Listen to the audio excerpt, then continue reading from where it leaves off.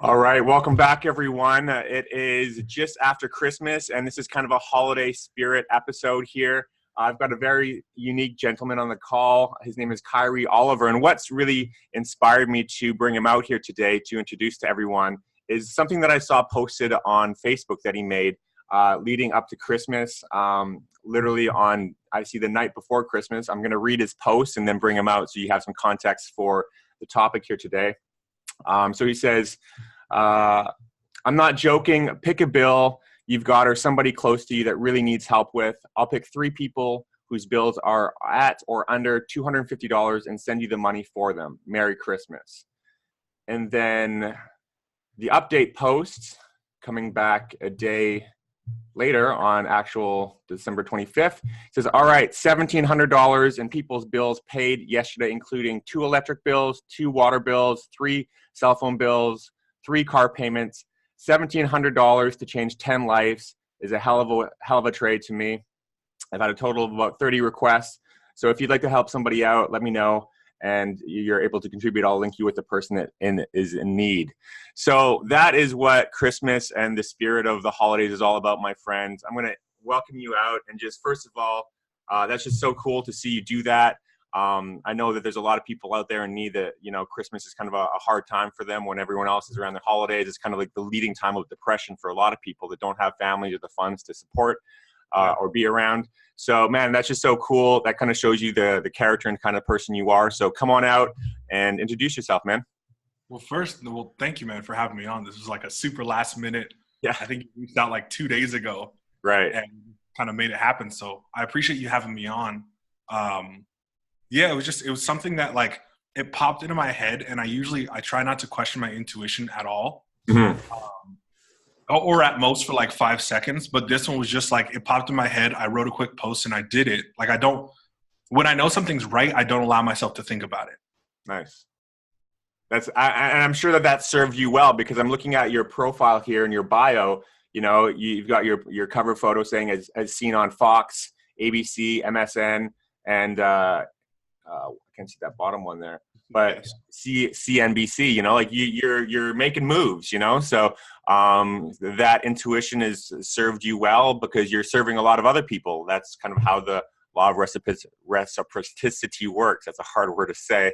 But yeah, man, maybe kind of give people an overview of who you are, what you do, and where you're at. Yeah. So again, Kyree Oliver. I'm 24 years old. I'm from Northern California. You're only 24? 24. Dang, man. Because I'm looking at your stats. The other thing it says here under your bio, in your intro, it says $4 million spent, made over $35 million on ads in 3 years, helping business owners do the same. So I was looking at that. I'm like, this guy's like, he's been around the block. He's probably not that you're not mature, but I'm like, he's probably a lot older than you look or seem. But that's incredible, man. So 24 years old. Sorry to interrupt. Yeah, no, what's funny is nobody ever believes me, or I'll have people guess and I'll get like 28 to 32 is usually the age range people guess me in. Right. And there's so many different factors. I'm super calm for 24. I run a legitimate business, which most 24-year-olds don't. Yeah. Plus the beard, like I'm 6'6". I got a bunch of tattoos.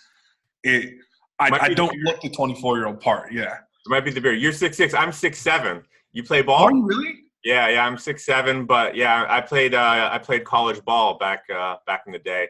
Awesome. So yeah. That's awesome. Did you play basketball, or you look like a big guy? Football. You could play football too. I was just going to say football. Yeah. My brother and I both played football. I played at University of Idaho. My brother played at UCLA. He's 6'9", so I'm actually the short one in the family. Wow, 6'9". Yeah. I people always ask me this, so I'm going to ask you this: are your parents really tall as well, or?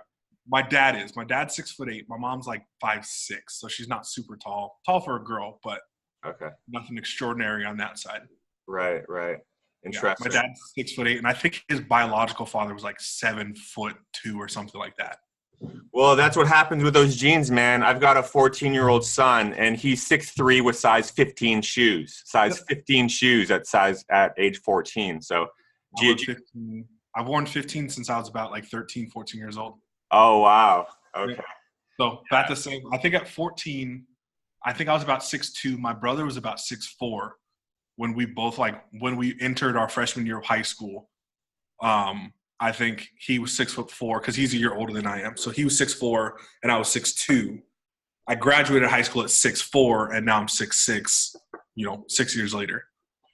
And how much do you weigh? You look like a pretty ripped dude. 320 actually. So it's weird. Wow. It's weird how, because I was an athlete, I carry my weight so much differently than most people. Right. So it's funny also having people guess how much I weigh, because people don't guess within probably about 50 pounds. Most people would guess 265, 270. That's what I would have kind of thought. Yeah. Yeah, but a lot bigger. Let's call it dense. Luckily not in my head, but the rest of my body. It's luckily I'm still built. I'll say it, built well for being as big as I am. Right. But yeah, so main thing, I guess income wise is marketing. Mm-hmm. But I'm more just obsessed with human behavior. I like understanding and really searching why people do the things they do, what drives us, what motivates us, what holds us back. Right. Just really exploring that. Well, I think that goes hand in hand with marketing too, right? That's really connecting with people's underlying psychology and wants and needs and desires. So it goes, that's a good combo to be, working in with those, with that background. And so you've done really well with Facebook and the giving back part, to reach out, is that something that you seem to be in a very good position now? Is that something that a lot of people reach out, that needed somebody to reach out to them when they're young, they're paying it forward? Was that something that you experienced growing up? Somebody helped you, or was your family I'm just curious. No, we weren't. We weren't well off at all. My brother and I were both raised by a single mom. Okay. And what adds a little bit of a different dynamic is we were raised by a single white mom, in a super, super poor neighborhood. Mm. We never had anything like that for Christmas or for really anything. Right. I think part of the drive now is definitely that, remembering what it's like not to have anything. Right. Part of it's just, it's who I'm supposed to be. I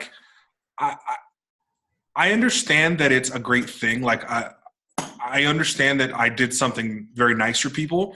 What I'm trying to get rid of is the exceptionalism. I don't want that to be exceptional. I want that to be normalized. If you're doing well, do well for other people as well. Yes, it feels good to have people, patting me on the back for it. But the big thing is why aren't more people? And what's the point of it? $1,700 at one point to me was more than I made in a month. Mm-hmm. But right now, I've got it, so why not? And again, I remember what it's like to not have it. It's a really good distinction you said there. Do you know a guy named Shane Jeremy James? Mm-mm. No, he works with Kevin Harrington from Shark Tank. He's a buddy of mine from Vancouver, and he has a big community that it's all about random acts of compassion. And he's got a huge presence on Facebook and YouTube and stuff. And he basically goes around the world just doing stuff like that. And it's really created this movement of people to, like you said, not make it as an exception, but make it just part of your everyday thing. Every day, do a random act of kindness to somebody. Not because to get the pat on the back, but just because it's the right thing to do to help people out. So I'm totally on board with that. Because I know a lot of people who will document it and post about it all the time. I think if it becomes a normal thing in your life, you don't find it exceptional. If I'm standing in line at the grocery store and I feel like it, I'll pay for the lady's groceries behind me, or in Starbucks, or if I'm in front of a restaurant, I'll meet a friend I live right next to Phoenix, Arizona. I met a friend for Mexican food a few months ago, see a homeless guy up front, let me buy him a $4 burrito and just hand it to him on my way out. It doesn't take any extra time out of my day. It's a $4 something. I think it needs to become normalized to the point where it's just what you do. Right. When you get that feeling of I get that. I think it all ties back to empathy. It's I can feel myself in your shoes. I used to, for 22 years of my life, I've been completely flat broke growing up and then struggling to make it in a business. Right. It's only been probably the last year and a half that I've been consistently doing well with it. Mm-hmm. I started doing something online when I was 19, about 5 years ago. And it took me 3 years to figure it out. Yeah. It's not something like most of my life has been on the other side. So Yeah. I still empathize with it. I still understand, like, I know how shitty it feels. We used to live in a trailer. I lived in my car for a while. Like, I lived from friends' couches. I used to live in a friend's garage. I get it. So why not, now that I'm in a position, why not do that? Well, I think that's what makes, like myself as well. Like I come from a very, very humble and just kind of blue collar family. But like yourself, I was raised in an area just because I played basketball that I went to like the top basketball school there. And everyone else was like driving like BMWs to the school, like these kids, you know, and I was riding like my skateboard until my final year. My parents got me a car, thankfully. But you know, like I just, I know what it's like. And for me, like when you're going out, especially like there's this guy, I go to, you know, I'm Catholic, so I go to this church every Sunday, and I'm living in Korea. And there's this like homeless guy that's always outside the church, and everyone comes down and just walks right by this guy. You know, they're coming from church, and then they just like, it's the whole purpose is like to help other people. They just kind of walk by this guy, and I'm like the foreigner, and I'm like the only guy that I've seen like I actually kind of giving something to this guy, and he's just like so thankful, you know. And I'm kind of like, you know, it's I think I get that from my dad. You know, my dad has worked hard his whole life, just kind of blue collar, and he has a health condition, an issue now, and he was going to be late for his checkup. And the hospital rules, like if you're late, you get fined like $100. Oh, wow. And yeah, like because it's a specialist, you know. So he's like, if you we charge you for the appointment regardless if you're here or late or not. So he's really worried about that. He got there on time. But because he saved that $100, he actually went and he gave that $100 to a soup kitchen for Christmas. And it just changed my perspective, because here's my dad like rushing so he doesn't have to pay this $100 fee. But then he ends up giving that same $100 to this charity over Christmas because just because he had it, you know, just because he had it. He's like, well, the hospital didn't get it. Somebody else that needs it should get it, you know? Yeah. So that really that was kind of, I guess, the highlight of my Christmas this year. And what I did last year, have you ever, I'm sure you have, but I spent Christmas last year at an orphanage here in Korea for a bunch of kids that were not, obviously don't have parents. And it was like the most, it was both, it made me feel the best and the worst I've ever felt, if that makes sense. Like I felt so glad that I did that, because I'm like, wow, this really was an important thing to do, but it also made me feel just absolutely terrible to see these beautiful kids that have like nothing, that were so happy that I went and I brought them some snacks and a few little like presents I got, and they're just like, it just made their day. And just to be there with them, like a foreigner with all these Korean kids, like, you know, trying to speak English. And I was just like, man, you know, that's what kind of holidays make you think about. But it shouldn't just be on the holidays, you know. Like I tried to continue following up with them throughout the year, not just do it like a one-off thing, you know. So, and that's the big thing is like, yes, it's amazing to do it the holidays. It's a good reminder, but be that person. Like, yeah, I only talked about it on the holidays because it was the holidays. This is something I'm doing.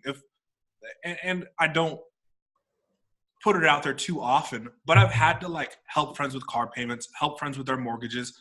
One of my friends still doesn't know, but I've paid 3 months of his mortgage. And I remember he posted last year, is probably like July. He posted about like his bank just said he doesn't owe for a few months on his mortgage. And they made up some excuse that like he had paid some extra something. Like I told him the bank just make up some excuse. I talked to his mom. I found out like who he had his mortgage through, and they allowed me to pay 3 months of his mortgage for him. Wow. And it's not for a reason. It's just, I felt like it. Like I felt for him, what he was going through. Him and his wife were trying to have a kid. They couldn't do it. They needed to do in vitro. They couldn't afford in vitro. Wow. On top of the mortgage that they had and probably car payments and medical bills. Again, why not? Like it hit me. I had the money to do it. I'm 24. Yes. You know, spending $1,700 on other people right now, maybe it's not the most financially responsible thing, but my mindset, especially right now, because I have the time and the energy to go make money when I need it, is I'll just go make more.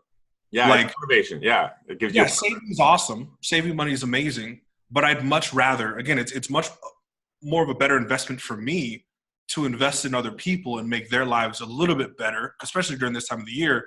and I can go make that. I mean, I made that money back the next day, and it's fine. Those people, like, they've been struggling. Most of these people are 3 or 4 months behind on whatever payment I just paid for them. So they're still struggling. Yeah. But now they're only 2 months behind instead of 3 or 4.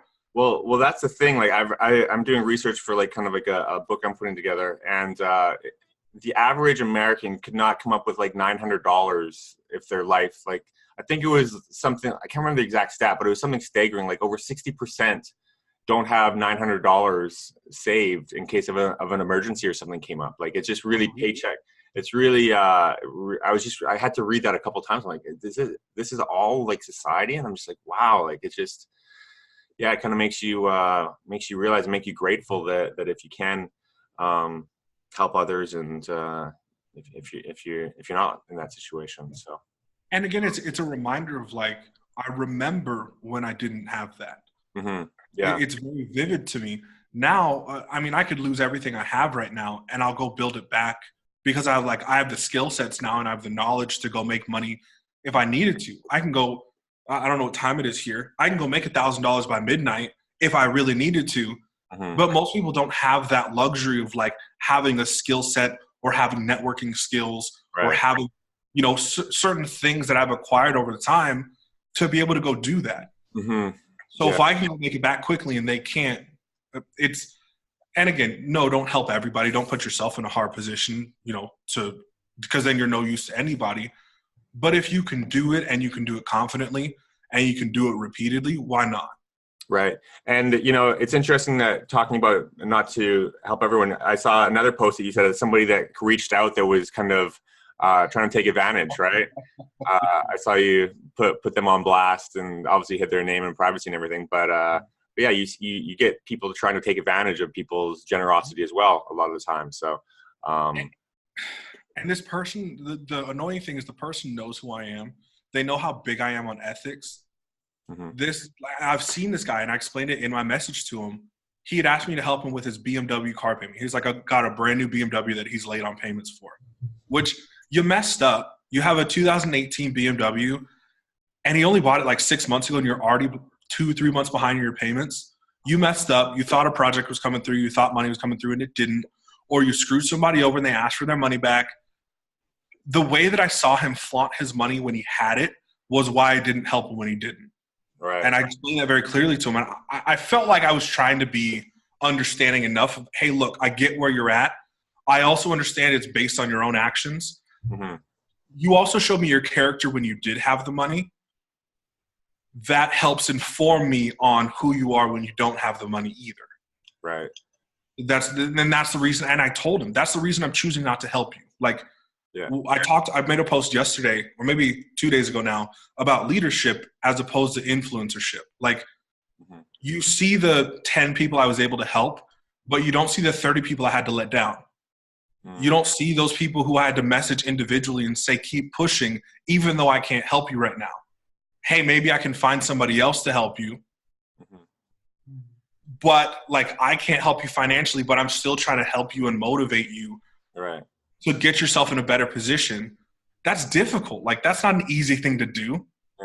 Yeah, no, absolutely. And, like, for people, listening and watching, what would you say right now, going into 2019, would be the best thing for people to get started doing something to help themselves out, either with a business or savings wise or financially? What would you kind of tell people that are kind of like saying, well, I want to try and do something, but I just don't really know what? Your time. If you don't have the money, you devote your time. You always have a resource to give. Mm-hmm. Oh no, I mean, not to give. I mean, to try and get into a better situation financially. Like, maybe like what you give trends or something that somebody could kind of, like, you talked a lot about. You learned a lot of skill sets and so on. Like, what would you say is something that people should try and focus on, learn, or master moving forward?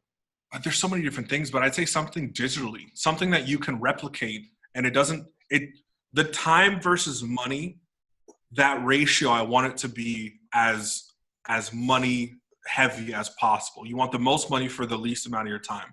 Right. So I just start looking at digital jobs, what you can do online, what you can sell. I know Retail like arbitrage is a big thing right now. Buying something off of eBay and selling it on, Craigslist or something for $50, more expensive. Right. Yeah. Or buying something from a dollar store and putting on eBay for $5. That's a way people are making like thousands of dollars a month extra by putting in the hours of work. I'd say get super like disgustingly creative. Yeah. Just start realizing like people can make money doing damn near anything in 2019, 2018 as well. Mm-hmm. You have to be resourceful enough and then willing to put in the time and effort to do the thing. Yeah. I think we spend a lot of time convincing ourselves, oh, that's not for me, or I couldn't possibly be the person to do that. Mm-hmm. And the only question I was asking is why not? And give me a decent excuse, and most likely you can't. Yeah. When I was trying to make it happen, I was working like 4 jobs. I was driving for Lyft and Uber, living in a trailer, drove like a 99 Honda Civic. I was like not doing well, but I was working like 20 hours a day because I knew that was going to get me to the point where I am now and then beyond where I am now. I knew that there was going to be hours and hours of like uncomfortable work that I had to go through to get there. So I was like, I'm 19. I might as well just start now. Like, I don't want to have to put in the work when I'm 40.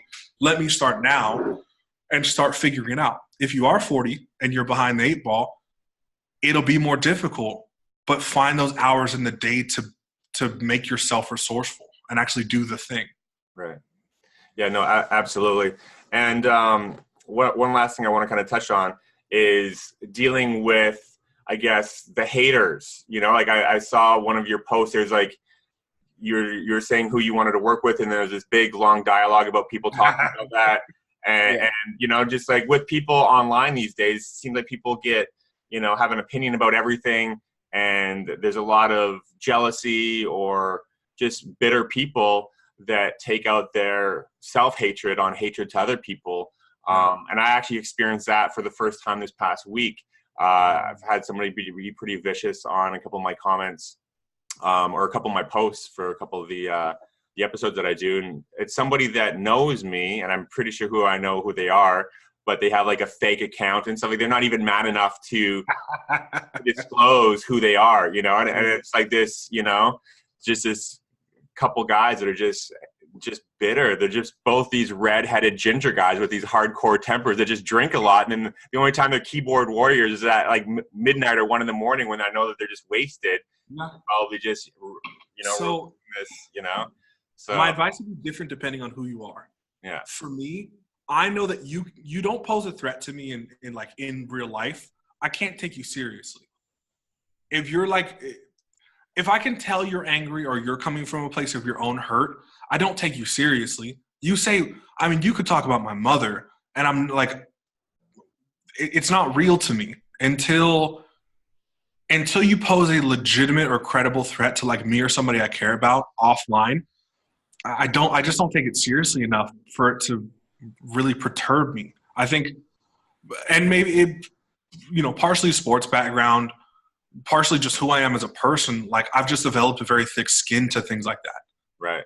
I've even had close friends and family when I was really trying to figure out what I was doing, like with the online stuff.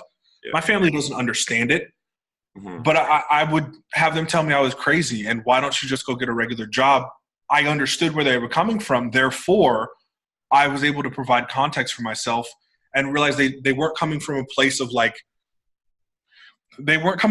malice. They were probably most likely just projecting their own limitations. Right. And I had to make the conscious choice not to adopt those as my own. Yeah. And I think it's a really important thing for a lot of people because our natural propensity is to take it to heart, especially if somebody close to you. When you can give yourself the context of like, okay, what do they understand about what I'm actually trying to do? And the answer is none. I can take your advice as you being a caring person who loves me as a family member. But as far as somebody like your level of understanding of what I'm trying to accomplish, if that's 0 or at like near 0, I can't take your advice when it comes to that. Well, I think the other thing too is just people lashing out, like they see like the crabs in the crab bucket, like they see you trying to grow and develop and try some things and they try and keep you down on their level because they're miserable. And I think that is removing yourself from their game. Yeah. That's a big one. Like, I joke around with those people. I know when people are being mean and nasty to me. I play dumb all the time.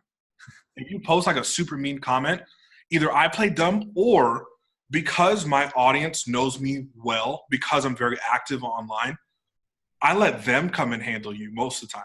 I had one guy, I posted something, I think yesterday, about like, when you see a guy who's super confident in front of women and they get around another man and like they get really, really timid, I was like, they're most likely hiding something. And some guy, I remember he made some post about Donald Trump being like the hardest working man in the world. And I commented last week, I was like, do you know what that dude's daily schedule looks like? Because I've seen like a breakdown of like what he does during his day, and it's not a whole lot. And so I was like, and aside from politics, I was like, saying that's the hardest working man in the world. Like, I just started listening to David Goggins. Yeah, he's a beast, man. He's a beast. Shit. Yeah, he's on next level, dude. Yeah. Yes. Like, but now you're saying that this 70-year-old dude is the hardest working man in the world. Like, it just didn't make sense. So I was kind of messing with him on his status about it. Not even messing with him, but asking a legitimate question. Like, do you know what his day looks like? Right. That same guy, when I posted that status yesterday, was like, are you talking about yourself? The dude's like 50. So to me, I was like, all right, you're disconnected enough. You're not going to give me a good insult. Like, it's not going to be fun to jab back and forth with you because I'll get bored. So I just left it alone for a minute. And one of my friends who's often comments on my statuses, he posted something below the guy's comment like, yawn, like, try better next time. And I just commented back to the guy. I was like, yeah, do better. Like, if you're going to be a troll or if you're going to be an asshole, at least be entertaining. Like, I'm not going to take you seriously anyway, but at least let's have fun with it. Like, give me a challenge. Most of the time you're hurting, or I hit some type of insecurity you have, and it's just you trying to push that off on me. And if I'm unwilling to accept it, you now have to sit with it. And I think that's what we should be doing to people. When people try to push their own crap on you, don't accept it. Yeah. I mean, I was listening to the interview with David Goggins and James Altucher yesterday, and he just went on a rant about haters. Like, cause I guess he gets a lot of people commenting on his Instagram stuff. Like, and he's like, why are people hating me? I'm like, just trying to work out and inspire people to be healthier and stronger and stuff. And he's like, these motherfuckers are like the biggest, just sacks of shit in the world, because they do nothing for themselves or anyone else. They have fake usernames, like Gary Vaynerchuk goes on about this too. Like, you're going to care what Ralph 123 Rainbow has to say with like a rainbow YouTube, image. Like, who are these people? Like, but it doesn't.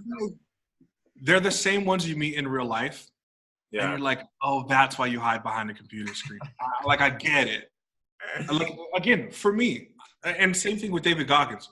What are you really going to be able to do to a guy who's been through BUD/S, Navy SEAL training twice, and Army Ranger training, and completed it, and on like 20 ultra marathons, like over 100 miles 20 times? What can you do to that person? Yeah. Now, I'm not going to put myself on a David Goggins level, but I'm also 6'6". I'm an ex-Division I football player. What are you going to do to me in real life? Yeah. Again, I have to view you as a threat in order for me to really even give that energy to you, or like to elicit what you want out of me, which is like a response to what you're doing. I'd have to view you as either competition or a threat to me physically or something else. Because I don't, I'm just going to play around with you. Yeah. Yeah, no, that's good. Because I read all those comments under that one post that you posted. And I guess the one thing on a business level or a personal level, like, that is slander though, on a level, like if that does affect someone's business, like the guy that we're talking about. But at the end of the day, he just got more attention from that. Like, people were probably checking him out, looking what he's doing, probably subscribing to stuff. Though. Like, if you look up that guy, that's his brand. Yeah, I know him well. He was actually on my show. He's a okay. Yeah. He's I know him. I was on his podcast maybe a year ago, and he was on mine. Gotcha. I've never spoken to him, but we have quite a few mutual friends. I actually just had lunch with my guy Michael yesterday, who's good friends with him. Okay. Yeah, no, I mean, like, that's his whole shtick, he's out there, he's brash. That's his whole kind of like, it's kind of like, were you around back in the internet marketing days when the rich jerk was a big deal? Does that ring a bell for you? There's a guy called the Rich Jerk, and he was just a cartoon character. No one ever really knew what he was. But was that 2015? It would have been around there, yeah. Yeah. Rings a bell. Yeah. And yeah, you know, like the guy that we're talking about, like he's a cool guy. Like he has his online persona and then his offline, and it's done very well for him. You know, like he's getting. When people look at like, so that thing blew up. Like, yeah, I know. I was like one of those guys with the popcorn, that meme. I was there just like just watching it happen. And in a way, so was I. Like the guy that I met up with for lunch yesterday, he was like, dude, I was trying to go through and figure out what you said to spark everybody. He was like, you literally just mentioned a name. Yeah. I didn't even voice my opinion of the guy. No, in all honesty, the guy we're talking about, I blocked him about a year ago on Facebook. He couldn't even see the status that he was being mentioned in. Okay. Because his online persona, I'm not into it. Like, I'm the ethics guy. I'm the treat people well. If you're going to be abrasive, provide context. Mm-hmm. Like, I don't ever want to – I'm never out to offend. I'm never out to hurt somebody. Mm-hmm. I always try to provide context when I say a very abrasive or bold statement. Mm-hmm. I always want to follow it up with some type of context for people to understand where I'm coming from. This guy's shtick online is let me start the fire and then maybe clean it up later, or maybe just let it burn and let it happen. His online persona is something I disagree with, so I've blocked him because I don't feel like feeding into the rhetoric that he puts online. Mm. But again, I separate that from the person themselves. Like, I've heard amazing things about him as a person. Happy to have a conversation with him. Mm-hmm. I'm just not interested in the online persona.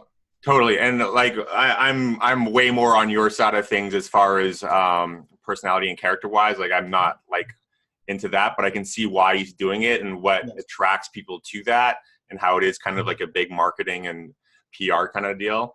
But yeah, it definitely triggers a lot of people as well, as we saw. So, well, lastly, man, before we wrap up, Facebook ads. What's your 2 cents on where things are going to be going in 2019? You know, this was a huge year for it. And what's your 2 cents on people looking for traffic to their website? Is it a lot of people are saying the price is just going to go crazy this next year for some reason with competition with Instagram, or what's your 2 cents? So that's always a funny one, Facebook versus Instagram, because people forget they're owned by the same, like Facebook owns Instagram. Yeah. You're not competing with each other. Yeah. They're playing off of each other, which is what they're built to do. Mm-hmm. Also, I'd say substance. 2019, substance is the word for people trying to market online. Give people something to grab onto. Mm-hmm. I think the gimmicks are dying off. The ploy, like the marketing ploys, I think the market's getting smarter. For sure. You need to give them something real, not trickery or manipulation or, you know, advertising to false scarcity. Yeah. Give them something real to hold on to. And I've always had that view in marketing. And I joke that I'm one of the few people allowed to have that view because it's been very profitable for my clientele. Mm-hmm. I won't market to scarcity. I don't market to negative emotion. I won't tell you that your life's going to suck if you don't buy our program or whatever, you know, I'm marketing for a client. I've always done it this way. 2019 is just now where I think the market's starting to shift to what I've already been doing. So in my mind, myself and my clients, we're already on the front end of a wave that's coming. Mm-hmm. And we've already been doing it. So while everybody's scrambling of like, okay, how do I be a little bit more authentic? How do I show a little bit more of myself and my human side? We've already been doing it. Yeah. So I'm not put off, or like I'm not in a rush to like change a whole bunch of things before 2019. Yeah. Well, you know, when people talk about algorithm shifts for Facebook ads, my clients have never been affected by them. Not once. Well, I think that's good, man, because that's a big reason why I do this podcast. Like, it's unedited. It's just like there's no script. It's just raw, authentic, you know, like just people having an open conversation. And it's quite new. Like, this will be episode 26 or 27 or so. What kind of advice would you give someone like myself that's kind of looking to grow a podcast and a YouTube? Like, basically all I do is I'll post a video on Facebook, share in a couple of groups, and that's kind of it. The thing is, and then I go on to the next episode. So it's just kind of like this cycle, you know, like it's kind of, you have your audience, but to try and scale that without doing something through paid ads, it's kind of limited. I'd say, I tell most people, make yourself into a beacon, whether it's you yourself or a platform you have, like your podcast. Mm-hmm. You're now a beacon. Make it very clear what you stand for and what you stand against, and only attract people on your podcast who stand for those same things and who stand against those same things. Yeah. You eventually become a beacon, and also your followers become torch carriers for you. They now will go out into the rest of the world and share your message further than ads ever could. Right. But you have to give people something to stand for, or something for people to fight against. The people playing the middle ground, from my perspective, you're never going to do much in the middle ground. You have to establish a position and say, here's who we are, here's what we stand for, here's what we stand against, here's who we're looking to serve, and serve those people in the best way you possibly can. I think organically, that's the way to go. That's the way you really start a trend with people. Yeah.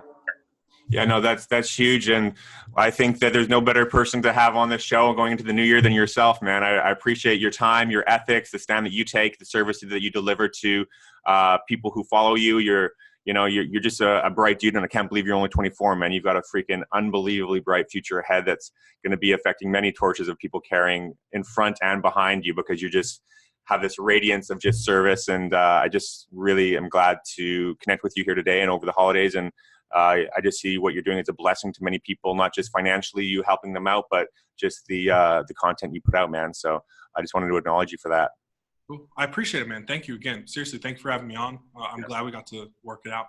Yeah. Well, I'll have your links below for people to kind of reach out and connect with everything that you're doing. And I highly advise people to, if you're looking for Facebook, I've been following you for a while, and you've definitely got the name that knows what he's doing. So I'll have your links for whatever you want to send with me. I'll put them under here, and we'll just keep in touch, man. Cool. I appreciate it. Thank you. All right, man. Enjoy. Thanks, everyone, for tuning in. And like you said, share this out. It's a great message, and appreciate everyone that tuned in for it. And Merry Christmas, Happy New Year, and let's go make 2019 great. Cheers.